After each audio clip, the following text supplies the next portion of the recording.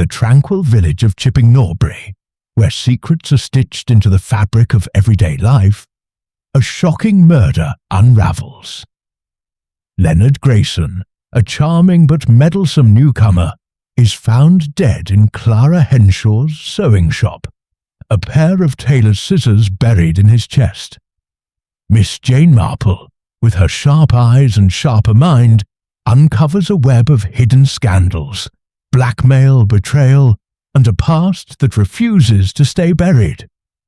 As whispers of old grudges and broken promises surface, can she unravel the truth before the village's peace is torn apart forever? Chapter 1. The quiet village of Chipping Norbury. The village of Chipping Norbury lay nestled in a fold of the English countryside, where the lanes were lined with hawthorn hedges, and the air carried the faint scent of wood smoke and damp earth. It was a place where time seemed to pause, where the rhythm of life was marked by the tolling of the church bell and the slow tread of the milkman's cart. The cottages, with their thatched roofs and ivy-clad walls, stood as sentinels of tradition, and the villagers, bound by custom and familiarity, moved through their days with a quiet certainty that nothing much ever changed.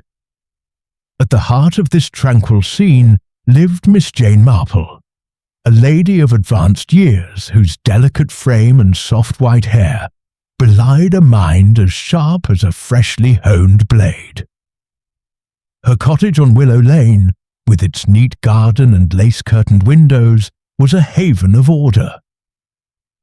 From her armchair by the window, Miss Marple observed the comings and goings of Chipping Norbury with an eye that missed nothing, not the hurried step of a neighbour, nor the flicker of a curtain, nor the subtle shift in a voice that hinted at secrets unspoken. She was, as she often remarked to herself, a student of human nature, and her studies were conducted with the precision of a scholar and the patience of a saint. On a particular morning in late October, when the leaves were turning gold and the air held a crisp promise of frost, Miss Marple was tending to her chrysanthemums. Her fingers, nimble despite their years, worked carefully among the blooms, snipping away faded petals. She wore a woolen shawl against the chill, and her eyes, bright and inquisitive, occasionally lifted to survey the lane. It was then that she saw Mrs. Clara Henshaw, the village seamstress, hurrying past. Clara, a woman of perhaps 45, was known for her skillful hands and her quiet, almost withdrawn manner. Her face, usually pale, was today ashen, and her hands clutched her basket with a tightness that spoke of distress. Miss Marple noted this, as she noted all things, but she returned to her gardening with a murmured, "Curious." The morning passed uneventfully, with the usual hum of village life. The postmistress, Mrs. Phipps, bustled about her shop, exchanging gossip with customers. The vicar, Mr. Langley, cycled past on his way to the church, his black cassock flapping. And young Emily Carter, the baker's daughter, stood at the bakery door, her cheeks flushed from the heat of the ovens. Miss Marple, having finished her gardening, settled with a cup of tea and her knitting, her thoughts drifting to the patterns of village life, which, like her knitting, could be unravelled with care.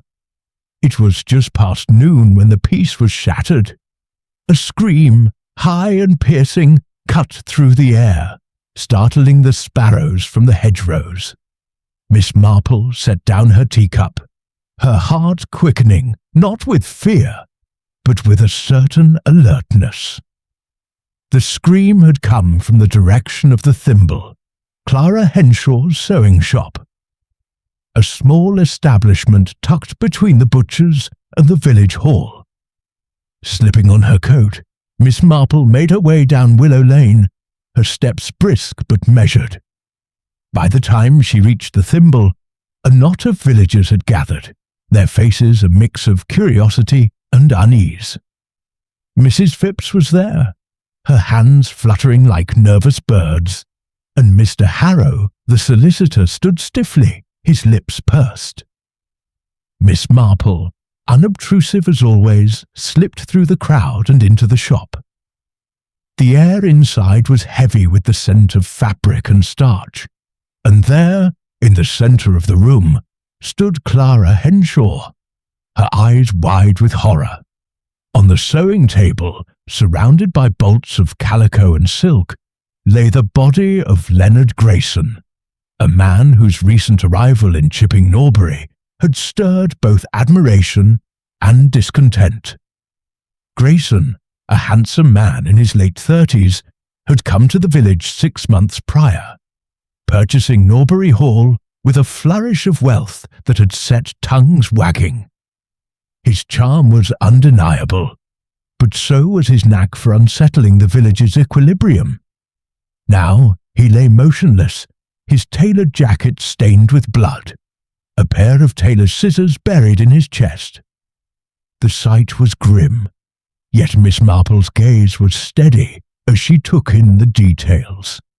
The overturned spool of thread, the half-finished hem on the table, and the peculiar stillness of Grayson's face, as if he had been caught mid-thought.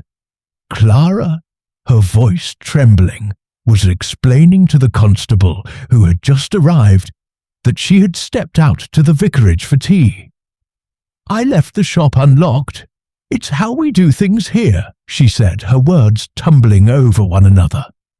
"When I came back, he was like this." Her eyes darted to the floor, avoiding the body, and Miss Marple noticed the way her fingers twisted a scrap of muslin, as if seeking comfort in its familiarity. The constable, a young man named Perkins, was clearly out of his depth. "Best wait for Inspector Craddock," he muttered, scribbling in his notebook. Miss Marple, standing quietly by a rack of ribbons, observed the room with her usual care. The scissors, she noted, were not the small embroidery kind, but the heavy, sharp shears used for cutting thick cloth. Their placement suggested intent, not accident. And Grayson's expression, surprise, yes, but also a hint of recognition, hinted at a connection to his killer. As the crowd outside grew, whispering of scandal and murder, Miss Marple slipped out, her mind already weaving the threads of what she had seen. Leonard Grayson had been a man of secrets, she thought, and secrets, in a village like Chipping Norbury, were rarely kept for long. She returned to her cottage, her steps as steady as ever, but her thoughts racing with the certainty that this was only the beginning. Chapter 2. The Scene of the Crime. The interior of the thimble, Clara Henshaw's sewing shop, was a study in ordered chaos. Bolts of fabric, velvet, muslin, and crisp cotton lined the walls, their colours muted in the dim light filtering through the small, leaded windows. Spools of thread lay scattered across the floor, as if a gust of wind had swept through, and a measuring tape dangled precariously from the edge of a chair. At the centre of this disarray stood the sewing table, its polished surface now marred by the grim presence of Leonard Grayson's body. The tailor's scissors, their blades glinting with a cold, metallic sheen, protruded from his chest, anchoring him to the scene like a grotesque centrepiece. Miss Jane Marple, standing just inside the doorway, took in every detail with her sharp, unblinking eyes, her slight figure almost invisible amidst the growing crowd of villagers. Inspector Craddock arrived with a brisk step, his youthful face set in a determined frown. He was a man of method, trained in the modern ways of detection, but he carried an air of deference when he spotted Miss Marple. "A bad business, this," he said, nodding to her as he surveyed the room. The Constable Perkins hovered nearby, his notebook clutched like a talisman against the horror before him. Clara Henshaw, still pale and trembling, stood by the counter, her hands twisting the scrap of muslin Miss Marple had noted earlier. The air was thick with the scent of starch and something sharper, fear perhaps, or the metallic tang of blood. Craddock knelt beside the body, careful not to disturb the scene. Grayson's face, frozen in a rictus of surprise, suggested he had not anticipated the blow. His eyes, wide and unseeing, stared at the ceiling, and his lips were parted, as if he had been about to speak. The inspector examined the scissors, noting their heavy professional make. "Not the sort of thing you'd leave lying about," he muttered, glancing at Clara. "Mrs. Henshaw, these are yours, I presume?" Clara nodded, her voice barely audible. "They're my best pair. I use them for cutting heavier fabrics. I left them on the table when I went to the vicarage." Her eyes darted to the floor, avoiding the inspector's gaze, and Miss Marple, standing quietly by a rack of ribbons, noted the faint quiver in her hands. There was something in Clara's demeanour, a brittleness that suggested more than the shock of discovery. The inspector turned to the gathered villagers, who pressed against the shop's doorway. Their whispers, a low hum. "Did anyone see Mr. Grayson enter the shop?" Craddock asked, his tone firm but not unkind. Heads shook, and murmurs of denial rippled through the crowd. Mrs. Phipps, the postmistress, stepped forward, her round face flushed with excitement. "I saw him this morning, Inspector, walking down the high street. He was in a fine mood, tipping his hat to everyone. Said he was off to see about a new suit." Her eyes gleamed with the thrill of being useful, but Miss Marple noted the way her hands fidgeted, as if she were holding back more than she said. Mr. Harrow, the solicitor, stood at the edge of the crowd, his thin frame rigid. "Grayson was always poking his nose where it wasn't wanted," he said, his voice clipped. "No surprise someone took exception." The words were sharp, and Miss Marple's eyes narrowed slightly. Harrow's dislike of Grayson was no secret. He had opposed the man's plans to modernize Norbury Hall, citing historical integrity. But there was something in his tone, a bitterness that suggested a deeper grievance. Young Emily Carter, the baker's daughter, lingered near the back, her pretty face pale. She said nothing, but her fingers plucked nervously at her apron, and Miss Marple noticed a faint bruise on her wrist, partially hidden by her sleeve. Emily had been seen with Grayson more than once, their walks by the river the subject of village gossip. Miss Marple filed this observation away, her mind already weaving connections between the living and the dead. Craddock, methodical as ever, began to piece together the timeline. Clara had left for the vicarage at 10:30, she said, and returned just before noon to find Grayson dead. The shop, as was the custom in Chipping Norbury, had been left unlocked.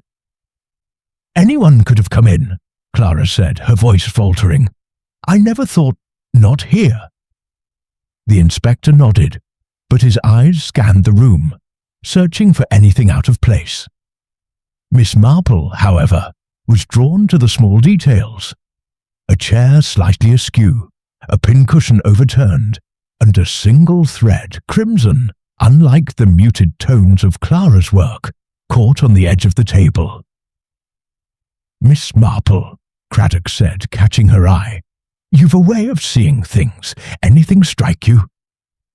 His tone was respectful, tinged with the hope that her insight might cut through the fog of the crime.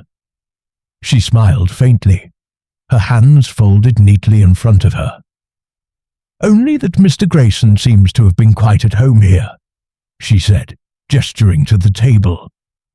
"The way the fabric is arranged around him, it's almost as if he was posing for a fitting." Craddock frowned, considering this. The body did indeed lie neatly, the bolts of fabric framing it like a stage. There was no sign of a struggle, no torn cloth or scattered tools beyond the initial disarray. "You think he knew his killer?" the inspector asked. "I think," Miss Marple said carefully, "that he trusted them enough to turn his back." She said no more, but her eyes lingered on Clara, who had retreated to the counter, her hands now still but her face drawn. There was something in the seamstress's posture, a rigidity, that reminded Miss Marple of a woman she had known long ago, a woman who had carried a secret so heavy it had bent her spirit. As the constable began to clear the crowd, Craddock took Clara's statement again, probing gently. "Did Mr. Grayson visit your shop often?" he asked. Clara hesitated, then nodded. "He was particular about his clothes. Always wanted something new. Jackets, waistcoats. He'd sit and talk while I worked." Her voice was flat, but Miss Marple caught the slight tremor in it, as if the words were chosen with care. "And did he seem worried? Afraid of anyone?" Craddock pressed. Clara shook her head, but her eyes flicked to the locked drawer in the sewing table, a movement so quick Miss Marple nearly missed it. The drawer, small and unobtrusive, was out of place in a shop where everything was accessible. Miss Marple made a mental note to inquire further, perhaps under the guise of ordering a new shawl. As the inspector organized the removal of the body, Miss Marple stepped outside, the cool air a relief after the stifling atmosphere of the shop. The villagers lingered, their voices low but eager, spinning theories as easily as Clara spun thread. Mrs. Phipps was whispering to the butcher about Grayson's charm, his wealth, his knack for making enemies. "He was too smooth," she said, "always smiling, but you could tell he was watching, always watching." Miss Marple, pretending to adjust her shawl, listened, her mind turning over the fragments of the morning. Back at her cottage, as the church bell tolled the hour, Miss Marple sat by her fire, her knitting needles clicking in a steady rhythm. The scene in the thimble replayed in her mind, the scissors, the thread, the locked drawer. Grayson had been a man who stirred passions, she thought, whether love or hate. And in a village like Chipping Norbury, where every glance was noted and every word weighed, such passions could not stay hidden for long. She paused, her needle still, and murmured, "It's always the small things that betray us." With that, she resolved to watch and to listen, for the truth was there, waiting to be unpicked like a poorly sewn seam. Chapter 3. Threads of Motive. The evening light cast long shadows across Willow Lane as Miss Jane Marple settled into her armchair, the fire crackling softly in her cottage hearth. Her knitting lay in her lap, a half-finished scarf of soft grey wool, but her fingers were still, her thoughts weaving through the events at the thimble. The murder of Leonard Grayson had unsettled Chipping Norbury, stirring the village like a stone dropped into a still pond. Miss Marple knew that beneath the surface ripples lay deeper currents, motives hidden in glances, words, and silences. She sipped her tea, her eyes narrowing as she considered the players in this grim drama. Clara Henshaw's agitation lingered in her mind. The seamstress, with her pale face and trembling hands, had seemed more than merely shocked. There was a guardedness to her, a tension that suggested knowledge or guilt. Then there was Emily Carter, the baker's daughter, whose bruise and evasive manner hinted at a connection to Grayson beyond village gossip. And Mr. Harrow, the solicitor, whose sharp words about the dead man betrayed a personal animosity. Miss Marple's thoughts drifted to a case from years past, in a village not unlike Chipping Norbury, where a quiet woman had killed to protect a secret. People, she murmured, are so very predictable, even in their unpredictability. The next morning, Miss Marple set out for the thimble, her excuse a desire to commission a shawl. The village was abuzz, the high street humming with speculation. At the butcher's, Mr. Gibbs was holding court, declaring Grayson a man who made enemies as easily as he made friends. Miss Marple paused, pretending to study a display of apples, and listened as Mrs. Langley, the vicar's wife, whispered about Grayson's charm with the ladies.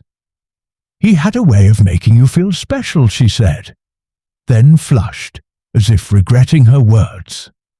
Miss Marple noted this, her mind filing away the hint of envy in Mrs. Langley's tone.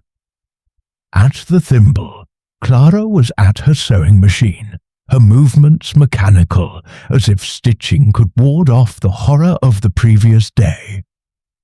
The shop had been tidied, the sewing table scrubbed clean, but the air still felt heavy, as if the walls remembered the violence. "Good morning, Mrs. Henshaw," Miss Marple said brightly, her voice as warm as the autumn sun. "I thought a new shawl might be just the thing for winter. Something simple, perhaps in blue." Clara looked up, her eyes shadowed. "Of course, Miss Marple," she said, forcing a smile. "I've some lovely woolen fabric." As she reached for a bolt, Miss Marple's gaze drifted to the sewing table, where the locked drawer caught her eye once more. It was a small thing, brass-handled and unobtrusive, but its presence nagged at her. "You keep your receipts in there, I suppose?" she asked lightly, nodding toward the drawer. Clara's hands froze, just for a moment, before she resumed unfolding the fabric. "Yes, just old papers," she said, her voice too quick. "Nothing important." Miss Marple smiled, her expression serene, but her mind was alert. Clara's discomfort was palpable, like a thread pulled too tight. They discussed patterns and measurements, and Miss Marple left with a promise to return for a fitting, her suspicions deepening. Later, she walked to the post office, where Mrs. Phipps was sorting letters with her usual fervour. The postmistress was a font of village news, her tongue as quick as her fingers. "Such a dreadful thing, Mrs. Phipps said, leaning over the counter. Mr. Grayson was a gentleman, but he had a way of stirring trouble. Did you know he was arguing with Mr. Harrow about Norbury Hall? Something about land deeds?" Her eyes gleamed, eager for a reaction, but Miss Marple only nodded, encouraging her to continue. "And then there's Emily Carter," Mrs. Phipps added, lowering her voice. "She was sweet on him, poor girl. He promised her the world, they say."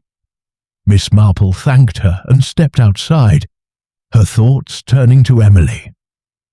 The girl's bruise, her nervous demeanour, there was a story there, one Grayson had likely played a part in. She recalled a young woman in her youth, dazzled by a charming man, only to find his promises hollow. Youth, she thought, is so easily swayed by a smile. She resolved to speak with Emily, but first she turned her steps toward Norbury Hall. The hall, a sprawling Georgian manor, stood at the edge of the village, its windows glinting in the morning light. Grayson had filled it with modern touches electric lights, a motor car in the drive that had scandalized the older residents. Miss Marple, admitted by a nervous housemaid, found the place in disarray, as if Grayson's death had left it unmoored. She had no official reason to be there, but a vague mention of village condolences gained her entry. In the study, she noted a desk littered with papers, including a map of the village with Clara's shop circled in red ink. A photograph, half tucked under a blotter, showed Grayson with a woman whose face was obscured. Miss Marple's fingers itched to examine it, but the housemaid's return forced her to withdraw. Back at her cottage, Miss Marple sat with her knitting, the needles clicking as her mind worked. Grayson had been a man of influence, weaving himself into the fabric of Chipping Norbury. His disputes with Harrow, his promises to Emily, his frequent visits to Clara's shop, each was a thread in a larger pattern. She thought of the locked drawer, the crimson thread in the shop, the map in the study. He was looking for something, she mused, or someone was hiding something from him. That evening, Inspector Craddock called, his face weary but hopeful. "We've found little so far," he admitted, accepting a cup of tea. "The scissors had no prints and the villagers are tight-lipped. But Grayson's accounts show he was spending heavily, more than a man of his means should." Miss Marple nodded, her eyes thoughtful. "Money, Inspector, is often a motive, but so is fear. Mr. Grayson, I think, knew something that made someone very afraid." Craddock raised an eyebrow, accustomed to her cryptic insights.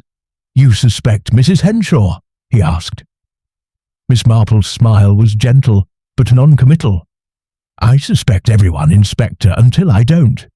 But I'd look closely at those who knew him best, and what they stood to lose." She said no more, but as Craddock left, she returned to her knitting, her mind tracing the threads of motive that bound Chipping Norbury's residence to the corpse in the sewing room. Chapter 4. The Village Whispers. The village hall of Chipping Norbury, with its beamed ceiling and polished wooden floor, was abuzz with the subdued energy of an inquest. The long table at the front, usually reserved for parish meetings or the annual flower show, now bore the weight of a graver purpose. The coroner, a dour man from the county town, sat with his papers spread before him, his spectacles glinting in the morning light that streamed through the tall windows. The villagers filled the chairs, their faces a mixture of curiosity and unease, as if the formality of the proceedings had brought home the reality of Leonard Grayson's death. Miss Jane Marple sat near the back, her knitting bag at her feet, her eyes moving quietly over the assembled crowd, noting every gesture, every glance. The inquest was a brief affair, as such things often are when evidence is scarce. The coroner confirmed that Grayson had died from a single stab wound to the chest, inflicted with considerable force by the tailor's scissors found in Clara Henshaw's shop.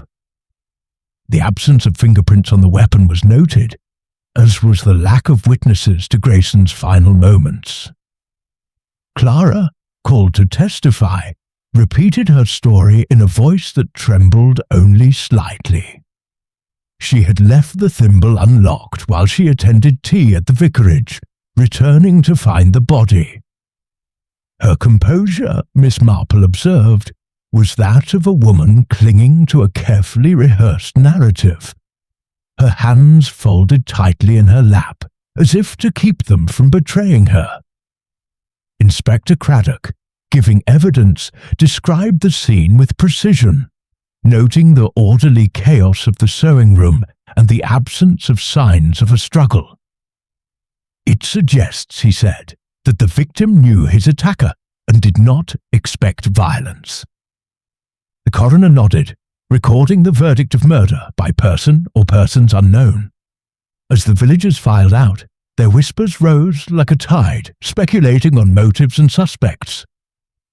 Miss Marple lingered, her attention caught by Mr. Harrow, who left abruptly, his face set in a scowl, and Emily Carter, who slipped out quietly, her eyes downcast.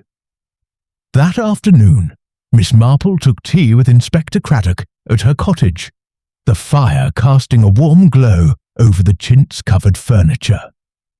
Craddock, his notebook open, was frustrated but open to her counsel. "Everyone claims to have liked Grayson," he said, stirring his tea absently. "He was charming, generous, always ready with a smile. But someone drove those scissors into him, and I'm no closer to knowing who." Miss Marple's eyes twinkled behind her spectacles. "In a village, Inspector, liking someone does not preclude disliking them intensely in private. Secrets are like stitches, hidden until you turn the fabric over." She paused, her knitting needles clicking softly. "Have you noticed, for instance, how Emily Carter avoids speaking of Grayson, though she was seen with him often? Or how Mr. Harrow's dislike seems to run deeper than a mere property dispute?" Craddock leaned forward, intrigued. "You think they're hiding something?" Miss Marple's smile was gentle but enigmatic. "I think, Inspector, that people reveal themselves in what they choose not to say." She suggested he look into Grayson's recent activities, particularly any connections to the village's older residents, whose memories might hold clues to his interests. Determined to test her observations, Miss Marple visited the bakery, where Emily Carter was rolling out dough with a vigour that seemed more about distraction than necessity. The girl's auburn hair was pinned back, but a few strands clung to her flushed cheeks, and the bruise on her wrist, though faded, was still visible. "Good afternoon, Emily," Miss Marple said, selecting a loaf of bread with deliberate care. "Such a sad business about Mr. Grayson. He was kind to you, I hear." Emily's hands stilled, and her eyes flicked to Miss Marple, wary. "He was friendly," she said, her voice tight. "Talked about helping me start a bakery in London. Just talk, though." The bitterness in her tone was faint but unmistakable, and Miss Marple noted the way her fingers tightened on the rolling pin. "He had big ideas," Emily added, then turned away, busying herself with a tray of scones. Miss Marple paid for her bread and left, her mind turning over the girl's words. Promises, she knew, could be as dangerous as threats in the hands of a man like Grayson. Later, at the village green, Miss Marple paused to watch the preparations for the upcoming harvest fete. The stalls were being set up, bunting strung between trees, and the air was filled with the chatter of volunteers. Mrs. Phipps, overseeing the needlework display, was in her element, her voice carrying over the bustle. "Such a pity Mr. Grayson won't see the fete," she said to a group of women, her tone more theatrical than mournful. "He was so keen to sponsor it, you know." Miss Marple, approaching under the pretense of offering advice on the quilt display, caught a snatch of conversation between Mrs. Phipps and Mr. Harrow, who stood apart from the crowd. "He knew too much," Mrs. Phipps murmured, her voice low but audible, "always asking questions about the past." Mr. Harrow's reply was curt. "He should have left well alone." Their words, sharp and unguarded, sent a prickle down Miss Marple's spine. She moved closer, feigning interest in a patchwork square, but the conversation shifted as they noticed her presence. Harrow excused himself, and Mrs. Phipps busied herself with rearranging pins, her cheeks flushed. That evening, as Miss Marple sat by her fire, her knitting a soft counterpoint to the ticking clock, she pieced together the fragments of the day. Grayson had been a man who probed, who charmed, who unsettled. His interest in the village's history, hinted at by Mrs. Phipps, suggested he had been digging into matters some preferred buried. Emily's bitterness, Harrow's hostility, Clara's secrecy, each was a thread in a tapestry of motive. Miss Marple's thoughts drifted to a long-ago scandal in another village where a man's curiosity had led to his downfall. The past, she murmured, has a way of catching up. She resolved to speak with Mrs. Phipps again, perhaps over a cup of tea, to coax out what Grayson might have known, and why it had cost him his life. Chapter 5. A Tangled Web. The harvest fete in Chipping Norbury was a cherished tradition, a day when the village green bloomed with colour and laughter, and the scent of fresh-baked pies mingled with the crisp tang of autumn leaves. Stalls lined the square draped with bunting, offering everything from homemade jams to intricately stitched quilts. The church choir sang hymns under a striped canopy, and children darted about, clutching toffee apples. Yet, beneath the festive cheer, a shadow hung over the village, cast by the memory of Leonard Grayson's lifeless form in the thimble. Miss Jane Marple, seated on a bench near the needlework stall, her knitting bag at her side, observed the scene with her usual quiet acuity, her eyes catching the subtle tensions that threaded through the crowd. Mrs. Phipps, bustling about with an air of self-importance, was overseeing the needlework display, her voice carrying as she praised a particularly fine embroidered tablecloth. Miss Marple noted her quick glances toward Mr. Harrow, who stood by the refreshment tent, his thin lips set in a line. The solicitor's usual reserve seemed strained, his fingers tapping restlessly against a cup of cider. Nearby, Emily Carter was helping at the bakery stall, her smile bright but brittle, her eyes avoiding Clara Henshaw, who stood alone by her own stall, her hands smoothing a bolt of fabric with mechanical precision. The air between them crackled with unspoken words, and Miss Marple, pretending to admire a quilt, filed this observation away. As the afternoon wore on, Miss Marple wandered among the stalls, her presence as unremarkable as a sparrow. She paused by the flower display, where Mrs. Langley, the vicar's wife, was arranging dahlias. "Such a lovely fete," Miss Marple said, her tone warm. "Mr. Grayson would have enjoyed it, I think. He seemed fond of village events." Mrs. Langley's smile faltered, her fingers hesitating over a stem. "Oh, yes, he was. Enthusiastic," she said, then added quickly. "He promised to fund new hymnals for the church. So generous." The words were polite, but Miss Marple caught the flicker of unease in her eyes, as if generosity had come with strings. Moving on, Miss Marple lingered near the needlework stall, where Mrs. Phipps was deep in conversation with a group of women. Their voices dropped as she approached, but not before she caught a fragment. "He was always asking about old families, old stories."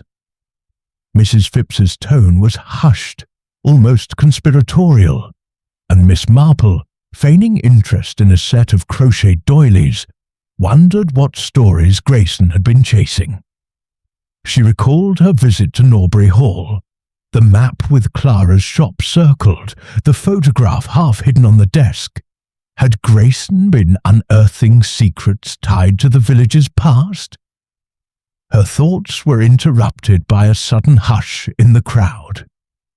Inspector Craddock had arrived, his neat suit a contrast to the casual attire of the fete-goers. He nodded to Miss Marple, his expression one of quiet frustration, and made his way to the refreshment tent, where Mr. Harrow stood alone now, his cider untouched. Miss Marple watched as the two men spoke, Harrow's gestures sharp, his voice low but insistent. She could not hear their words, but the solicitor's posture, shoulders squared, chin lifted, suggested defiance.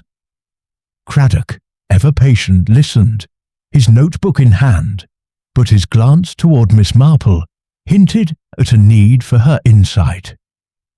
Seizing the moment, Miss Marple approached Mr. Harrow as Craddock moved off to speak with the vicar.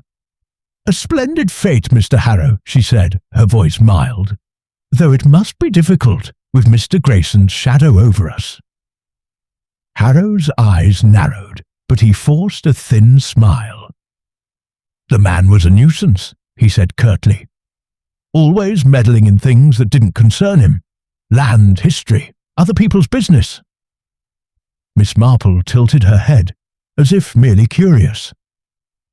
"History? Was he researching the village then?" Harrow stiffened, then muttered something about legal matters and excused himself, leaving Miss Marple with the distinct impression that Grayson's curiosity had touched a nerve. Later, as the sun dipped low, casting long shadows across the green, Miss Marple sat with a cup of tea, her mind sifting through the day's observations. Emily's avoidance of Clara, Mrs. Phipps's whispered hints, Harrow's defensiveness, all pointed to a web of connections centered on Grayson.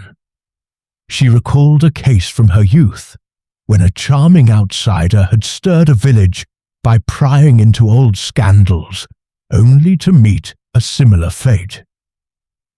"He was looking for leverage," she murmured, her knitting needles still in her lap. "But whose secrets did he find?"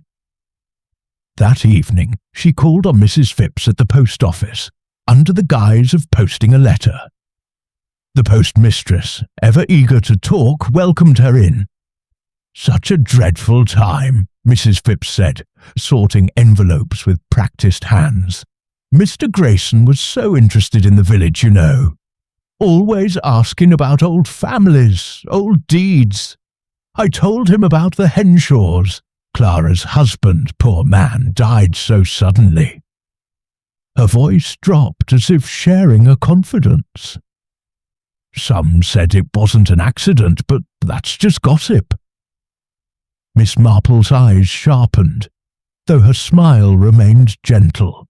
"Gossip often has a grain of truth," she said. "Did Mr. Grayson seem particularly curious about Mrs. Henshaw?" Mrs. Phipps hesitated, then nodded. "He asked about her shop, her husband's work, said he was writing a history of the village, odd for a newcomer."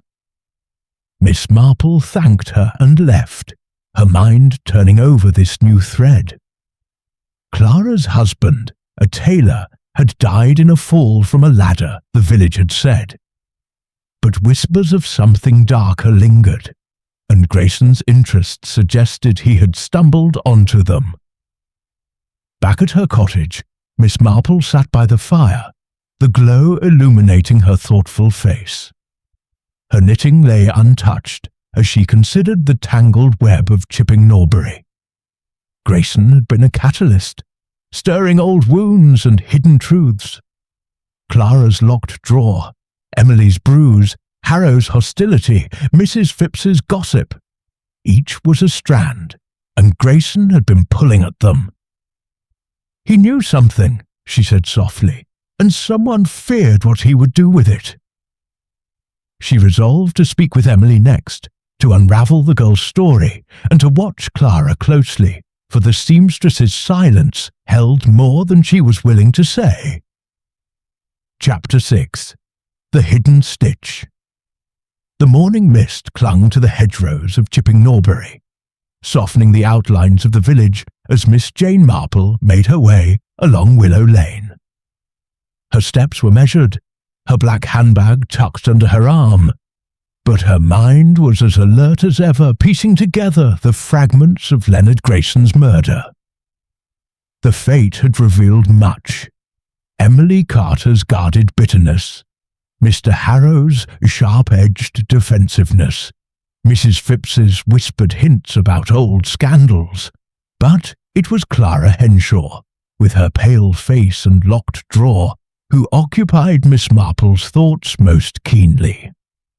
There was something in the seamstress's manner, a quiet desperation that suggested a secret stitched tightly into the fabric of her life.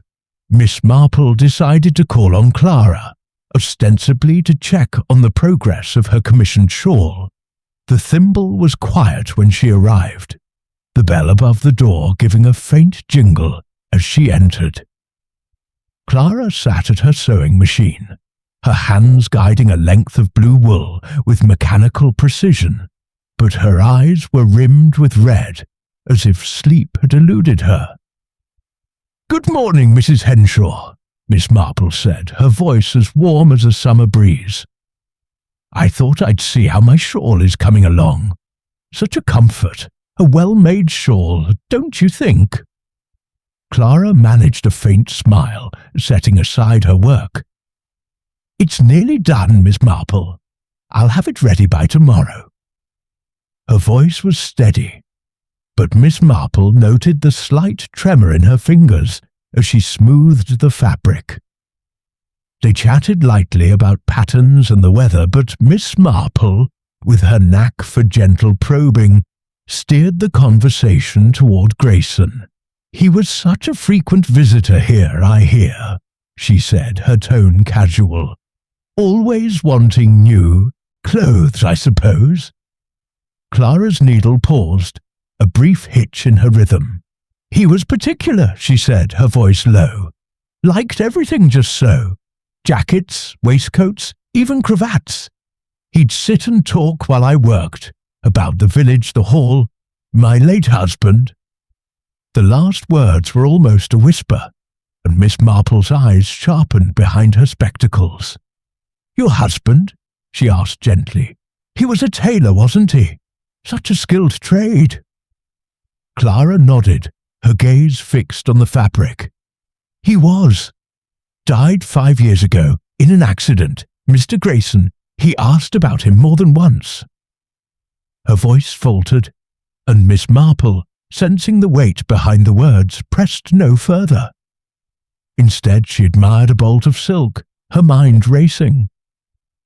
The village had accepted Mr. Henshaw's death as a tragic mishap, a fall from a ladder while repairing a shop sign, but Mrs. Phipps's hint at the fete suggested otherwise. Had Grayson uncovered something about that long-ago event? As Miss Marple left the shop, her eyes lingered on the locked drawer in the sewing table. It was a small thing, but its secrecy nagged at her, like a stitch out of place. She recalled a woman in her youth, a quiet soul who had hidden letters that told a tale of betrayal. "Secrets," she murmured, "are never as safe as we think." She resolved to speak with Inspector Craddock, to see if he had uncovered anything new about Grayson's inquiries.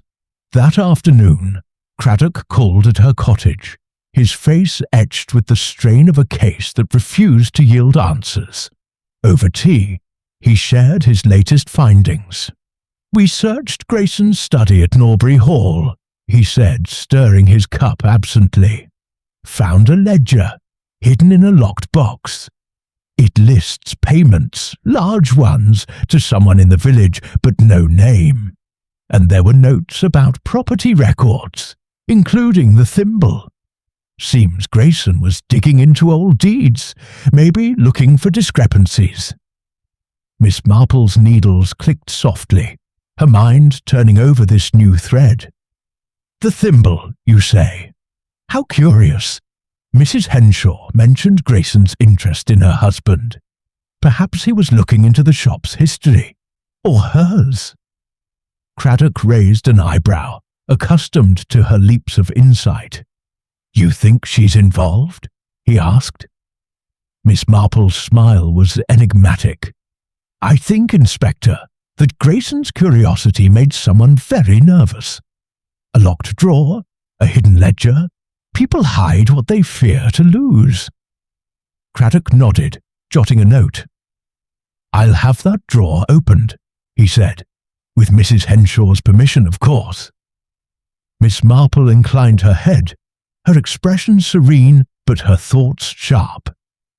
She suspected Clara would resist, but the truth, like a poorly sewn seam, had a way of coming undone. The next morning, Miss Marple accompanied Craddock to the thimble, her presence explained as a courtesy to check on her shawl. Clara, pale but composed, greeted them with a forced calm. When Craddock mentioned the drawer, her face tightened, but she nodded, producing a small key from her apron pocket. "It's just old papers," she said, echoing her earlier words to Miss Marple, but her voice held a note of resignation. The drawer creaked open, revealing a bundle of letters tied with faded ribbon. Craddock untied them carefully, his eyes scanning the pages. Miss Marple, standing quietly, caught glimpses of hurried handwriting, dates from years past, and phrases that hinted at desperation. One letter from Clara's husband spoke of a mistake that will ruin us, and mentioned a woman whose name was smudged, as if water or tears had blurred the ink. Clara, watching, seemed to shrink, her hands clutching the counter. "Mrs. Henshaw," Craddock said gently, "these letters suggest your husband was in trouble before he died. Did Grayson know about them?" Clara's eyes filled with tears, but she shook her head. "He asked questions," she whispered, "about John, about the shop. I told him it was none of his business." Her voice broke, and Miss Marple, her heart touched but her mind clear, saw the weight of years in the seamstress's face. As they left the shop, Craddock confided in Miss Marple. "Those letters hint at blackmail," he said. "Mr. Henshaw was in debt, maybe worse. If Grayson found out, he could have used it against her." Miss Marple nodded, her thoughts drifting to a similar case, where a man's past had driven his widow to desperation. "Fear, Inspector," she said softly, "is a powerful motive, but so is shame." Back at her cottage, Miss Marple sat by the fire, her knitting untouched. The letters, the ledger, Grayson's probing, they pointed to a secret Clara had guarded fiercely. But was it enough to drive her to murder? And what of Emily, whose bruise suggested a darker side to Grayson's charm? Or Harrow, whose hostility seemed rooted in more than property disputes? The threads were tangled, but Miss Marple knew that with patience she could unravel them stitch by stitch. Chapter 7. The Final Thread. The late afternoon sun bathed Chipping Norbury in a golden haze, softening the edges of the village's stone walls and thatched roofs. Miss Jane Marple sat in her cottage, the fire casting flickering shadows across the room, her knitting needles lying idle in her lap. The events of the past days had woven a complex pattern in her mind, each thread. Clara's guarded silence, Emily's bitterness, Harrow's hostility, the cryptic letters in the locked drawer, pointing to a truth that lay just out of reach. Leonard Grayson's murder, she felt certain, was not a random act, but the culmination of a secret that had festered in the village's quiet heart. Her task now was to pull the final thread and watch the fabric unravel. Miss Marple's thoughts returned to the letters found in Clara's drawer. Their ink faded, but their words heavy with implication. The mention of a mistake, and a woman's smudged name suggested a scandal that had driven John Henshaw to despair. Grayson, with his knack for unearthing secrets, had likely stumbled upon this, using it to press Clara for something, money, influence, or perhaps silence, about another matter. Miss Marple recalled a case from her youth, where a woman's shame had led to a desperate act. The past, she murmured, is never quite buried. Determined to test her theory, Miss Marple invited Clara for tea, her invitation framed as a neighbourly gesture to ease the seamstress's strain. Clara arrived promptly, her face pale but composed, her hands clutching a small reticule as if it were a shield. They sat in Miss Marple's cosy parlour, the teapot steaming between them, and Miss Marple steered the conversation with her usual tact. "You've had a dreadful time, Mrs. Henshaw," she said, pouring tea with a steady hand. "It must be hard, with Mr. Grayson's death happening in your shop. He was so curious about the village, wasn't he?" Clara's cup trembled slightly, but she nodded. "He was always asking questions," she said, her voice low, "about my shop, my husband's work. He said he was writing a history, but it felt personal." Miss Marple's eyes were gentle but piercing. "Personal? Did he mention your husband's accident?" Clara's gaze dropped to her lap, her fingers tightening on the reticule. "He asked if it was really an accident," she whispered. "Said he'd found papers, old letters. I told him to leave it alone." Miss Marple leaned forward, her voice soft but insistent. "And did he, Mrs. Henshaw? Or did he push too far?" Clara's eyes met hers, wide with fear, and for a moment Miss Marple thought she might confess. But Clara only shook her head, murmuring, "He was a troublemaker." The words hung in the air, and Miss Marple, sensing the seamstress's resolve, let the matter drop, offering a scone with a smile. That evening Inspector Craddock called, his face weary but determined. He had been pursuing the ledger found in Grayson's study, tracing the unnamed payments to a bank account in the county town. "It's murky," he admitted, accepting a cup of tea.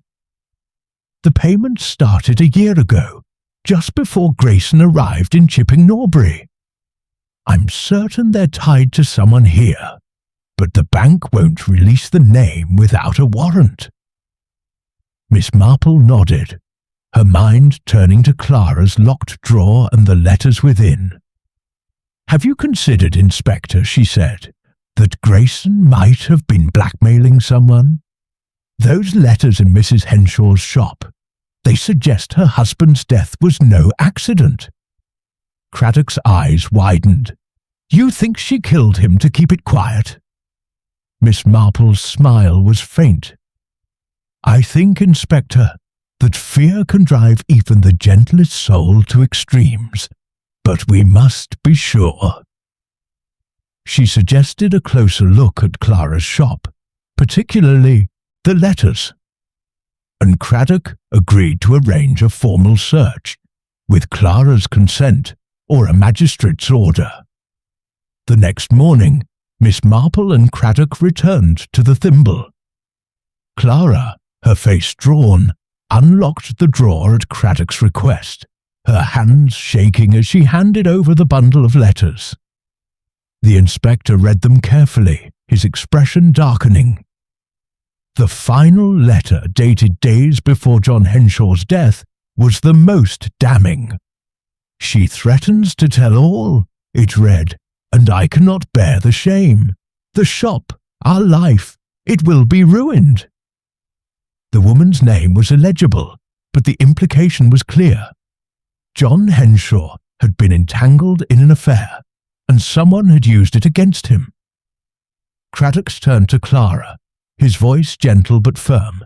"Mrs. Henshaw, did Grayson know about these letters? Did he threaten you?" Clara's composure crumbled, her hands covering her face. "He found them," she sobbed. "He came to the shop that day, said he'd tell everyone about John, about the affair, about how he took his own life. I couldn't let him ruin me, not again." Her voice broke, and she sank into a chair. He laughed, said it was just business. I grabbed the scissors. I didn't mean to, but he kept talking, and I stabbed him. Miss Marple, standing quietly, felt a pang of sorrow, but no surprise. Clara's fear, her shame, had driven her to a desperate act, just as Miss Marple had seen in others over the years. "You thought it would end the threat," she said softly, her eyes kind but unflinching. "But secrets, Mrs. Henshaw, have a way of unravelling." Craddock, his face grave, took Clara's statement, her confession spilling out in halting words. She had acted in panic, she said, believing Grayson would destroy her reputation and her livelihood. The scissors, wiped clean in a moment of clarity, had been her attempt to cover her tracks.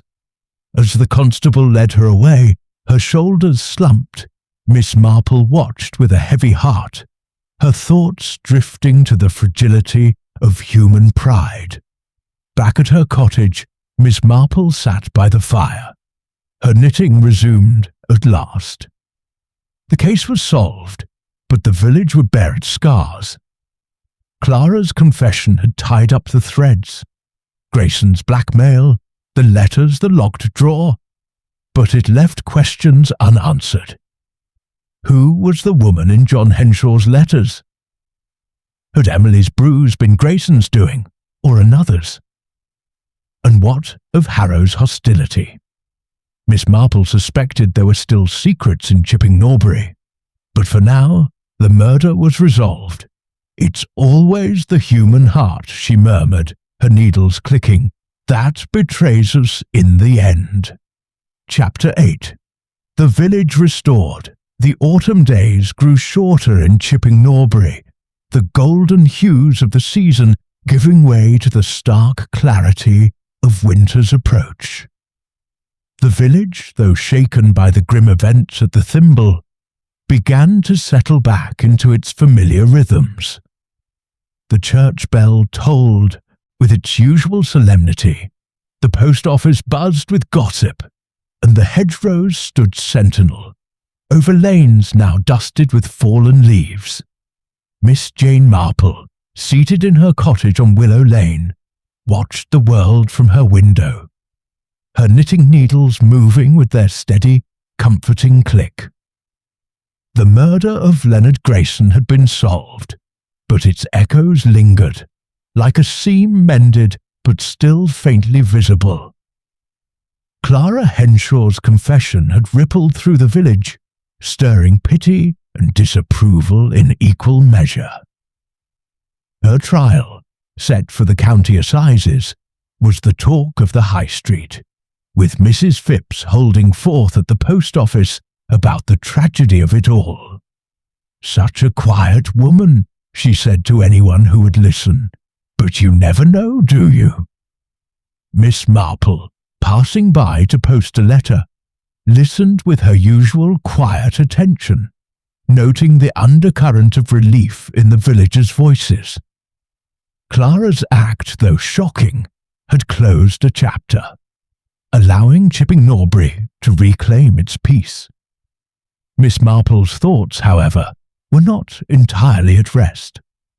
The letters in Clara's drawer had revealed John Henshaw's despair, but the identity of the woman mentioned remained a mystery, a loose thread in the tapestry of the case. She suspected it might never be known, for some secrets she knew were buried too deep even for her keen eye. Yet the village was healing, and that, she felt, was enough for now. Emily Carter, freed from the shadow of Grayson's promises, threw herself into her work at the bakery. Miss Marple, stopping by for a loaf of her favourite seed cake, noted the girl's brighter demeanour.